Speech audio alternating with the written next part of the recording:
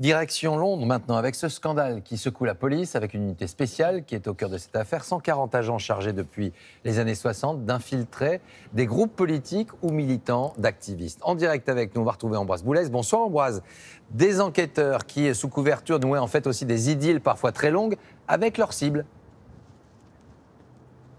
Oui Laurent, plusieurs dizaines de femmes ont découvert que le militant de leur parti politique ou de leur association avec qui elles avaient vécu une histoire d'amour, parfois même eu des enfants, était en fait un policier espion de l'équivalent britannique des renseignements généraux. Cette branche de la police a été démantelée en 2011, mais depuis, le scandale a éclaté. Une vaste enquête est en cours. L'incroyable histoire d'un service secret devenu totalement hors de contrôle, on vous la raconte avec Léna Soudre et Charline Madini. Qui est vraiment votre conjoint? Quelle part d'ombre peut cacher la personne que vous pensez connaître le mieux? Au Royaume-Uni, plusieurs dizaines de femmes ont découvert que leur compagnon, parfois le père de leurs enfants, était en fait un policier, payé pour les espionner.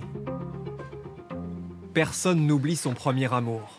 Mais pour cette femme qui se fait appeler Jessica, c'est un souvenir particulièrement amer. Dans les années 90, elle fait partie d'un groupe de militants animalistes à Londres. Elle se lie avec un jeune homme, Andy. Un soir, il m'a embrassée. Ce n'était pas naturel, j'étais gênée.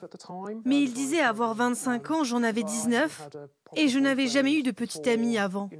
Alors nous nous sommes mis en couple pendant un peu plus d'1 an. En réalité, Andy a 32 ans et non 25. Il est marié et attend un enfant. Lui qui se fait passer pour un défenseur des droits des animaux est un policier de l'unité spéciale Manifestation. Un groupe secret chargé d'infiltrer les mouvements militants et politiques pour anticiper leurs actions. Jessica ne l'a appris que 25 ans plus tard et ne digère toujours pas la nouvelle. Il a été mon premier partenaire sexuel. Et je n'ai pas donné mon consentement à la personne qu'il était réellement.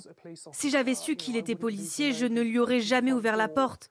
Et je ne parle même pas de l'inviter dans mon lit. J'ai l'impression d'avoir été violée par l'État britannique. Andy Coles, aujourd'hui élu local, dément ces allégations. Mais la police a accepté de discuter d'une compensation financière pour Jessica. Et ce n'est pas un cas isolé. Entre 1968 et 2010, 140 policiers ont infiltré 1 millier de mouvements d'activistes au Royaume-Uni, principalement de gauche, n'hésitant pas à se mettre en couple avec leurs cibles. Au moins 3 d'entre eux ont même eu des enfants sous leur identité de couverture. Un scandale national rendu public par ce journaliste. Certains de ces hommes sont devenus des policiers infiltrés parce qu'ils pensaient pouvoir être James Bond. Ils aimaient le secret et multipliaient les conquêtes féminines. Je suppose que ça a influencé leur comportement sous couverture. Ces policiers espions n'ont pas seulement bouleversé la vie des femmes qu'ils séduisaient. Là, c'est le pub où on allait boire des coups tous ensemble. Cet ancien militant anarchiste a compté sans le savoir 2 policiers parmi ses amis, entre 2004 et 2011. Ils ont rencontré nos familles, sont même venus aux enterrements.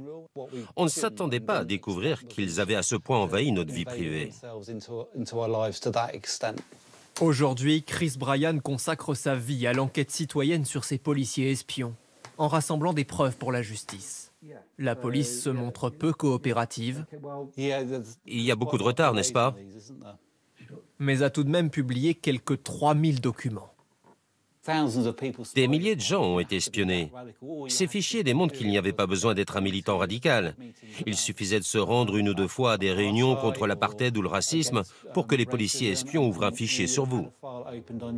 Le gouvernement britannique a ouvert une vaste enquête toujours en cours. Il faudra au moins 10 ans pour établir des responsabilités et bien plus pour ces femmes qui avaient construit leur vie sentimentale sur un mensonge cautionné par l'État.